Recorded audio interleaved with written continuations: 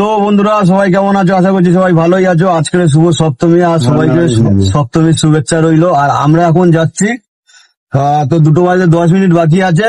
এখনই বেরিয়ে গেছি আমাদের গাড়ি নিয়ে, আর এখন পেট্রোল পাম্পে রয়েছি। আমরা দক্ষিণেশ্বর মন্দিরে যাচ্ছি পূজা দিতে। তো দক্ষিণেশ্বর মন্দির 3:30 থেকে খোলা থাকবে। তো সেই জন্য আমরা একটু আগে বেরিয়ে গেছি, কারণ ঢাকুরিয়া থেকে যাচ্ছি, রাস্তাটা একটু বেশি হবে, তার জন্য একটু সময় নিয়ে যাচ্ছি। আর এই যে দক্ষিণেশ্বর মন্দির রানী রাসমণি দ্বারা প্রতিষ্ঠা হয়েছিল 1847 খ্রিস্টাব্দে, এবং এখানে বামা খেপার জন্য বিখ্যাত। যে 51 ফিট রয়েছে, তো এই 51 ফিটের কোনো অংশ এখানে পড়েনি। তো মূলত রামকৃষ্ণের জন্য এই মন্দিরটি বিখ্যাত। তো হুগলি নদীর তীরে অবস্থিত। তো যাই হোক বন্ধুরা, সাথে থাকুন, আমরা মন্দিরের সমস্ত আপডেট দিতে থাকবো, সাথে থাকুন। তো দেখতে পাচ্ছেন আমরা দক্ষিণেশ্বরে চলে এসেছি, আর এখন আছি পার্কিং এ। তো আমাদের গাড়িটা এখানে পার্কিং করলাম। তো সামনে দিয়ে গেট আছে, তো এন্ট্রি করা। এই মুহূর্তে আমরা পার্কিং থেকে বার হয়ে গেছি, আর দেখতে পাচ্ছেন আমাদের আমি আছি রে বাবা, রামকৃষ্ণের বিশাল বড় একটা মূর্তি দেওয়া আছে। আর এই যে আমাদের পিছনে মন্দির, আর এই যে পিছনে যে ওভারব্রিজটা দেখতে পাচ্ছেন, এখান দিয়ে মানুষজন আসবে পায়ে হেঁটে ওপর দিকে, আর নিচের দিকে গাড়ি আসবে। আগে যে সিস্টেমটা ছিল, তো সেটা সম্পূর্ণ পাল্টে গিয়েছে। এখন নিচে থেকে গাড়ি আসে, আর উপর দিয়ে পথচারীরা হেঁটে পূজা দেওয়ার জন্য আসে।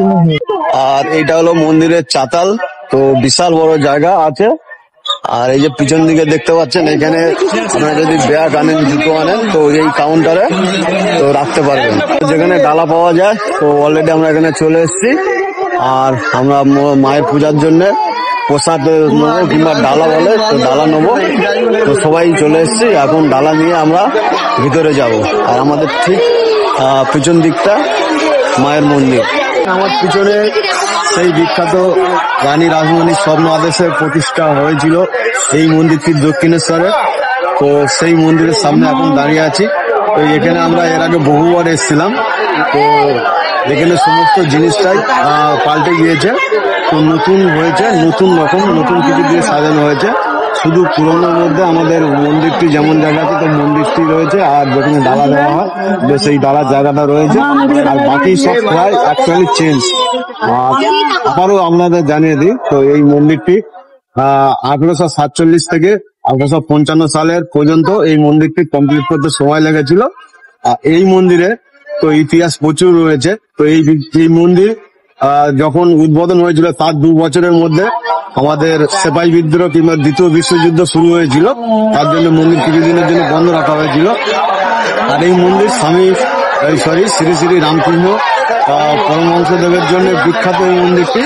আর সামনেই দেখতে পাচ্ছেন, তো এইদিকে আছে হুগলি নদী। তো হুগলি নদীর ঠিক তীরে আমাদের এই মন্দিরটি অবস্থিত।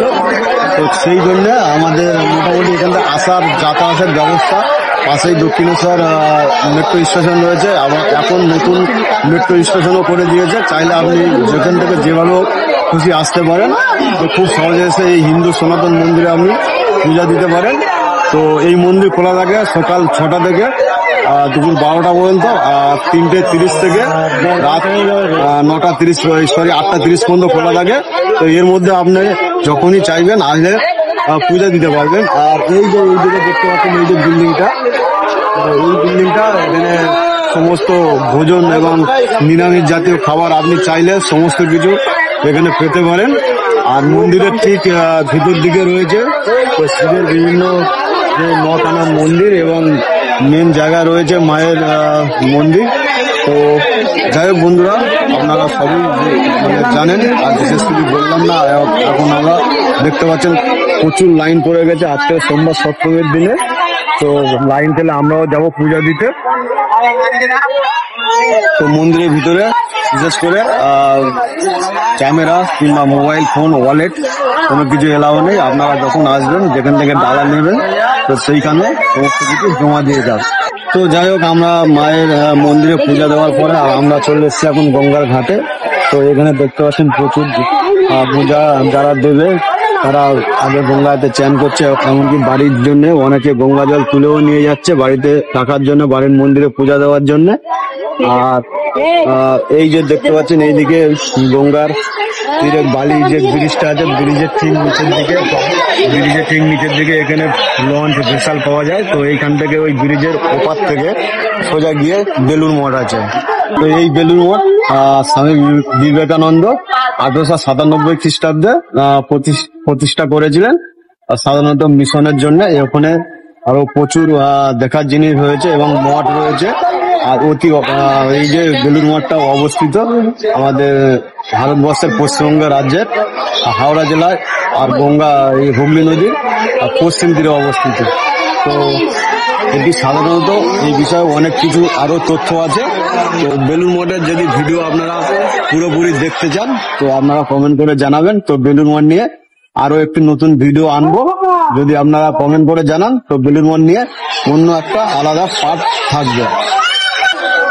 আর এই গঙ্গার তীরে দেখতে পাচ্ছেন ঠিক বালি ব্রিজের নিচে আমাদের প্রচুর ভেসাল ব্যবস্থা করা আছে, যেটা বেলুড় মঠে আপনাদের খুব অল্প সময়ের মধ্যে পৌঁছে দেবে। কিংবা আপনার এই বালির ব্রিজ থেকে এখানে ট্রেন লাইন রয়েছে, গাড়ি যাতায়াতের লাইন রয়েছে, এটাকে ঘুরিয়ে আপনাকে বেলুড় মঠে পৌঁছে দেবে। আর এই ব্রিজটা হলো, এই বালি ব্রিজটা খুবই পুরানো, প্রায় ইংরেজ আমলের থেকে এটা তৈরি হয়েছে। এইখান থেকে আপনি ভারতবর্ষের বিভিন্ন জায়গায় পৌঁছে যেতে পারেন এই রেল লাইন দিয়ে। দক্ষিণেশ্বরের ভিডিও বন্ধুরা আপনাদের কেমন লাগলো অবশ্যই জানাবেন। আর বেলুড় মঠ নিয়ে যদি কোনো ভিডিও দেখতে চান তাহলে জানাবেন অবশ্যই কমেন্ট করে, তাহলে বেলুড় মঠ নিয়ে অবশ্যই একটা ভিডিও আনবো। আর বন্ধুরা আপনাদের জানাই, যারা আমার এই ভিডিও দেখছেন, যারা 100% আমার বন্ধু বান্ধব আছে, তাদের মধ্যে মোটামুটি 18% লোক সাবস্ক্রাইব করছেন আর বাকি কেউ সাবস্ক্রাইব করছে না। জানি না কেন বন্ধুরা, প্লিজ আপনারা সবাই একটু সাবস্ক্রাইব করে দেবেন, পাশে থাকবেন, সবাই একটু সাপোর্ট করবেন। আর যারা এই মুহূর্তে ফেসবুক থেকে দেখছেন, যারা আমার নতুন বন্ধুরা, প্লিজ পেজটিকে ফলো করে দেবেন। আর যারা নতুন ইউটিউব থেকে দেখছেন, চ্যানেলটিকে সাবস্ক্রাইব করে দেবেন। আবারও দেখা হচ্ছে অন্য কোনো ভিডিও, অন্য কোনো জায়গা নিয়ে। ততক্ষণে সবাই ভালো থাকবেন, সুস্থ থাকবেন। টাটা।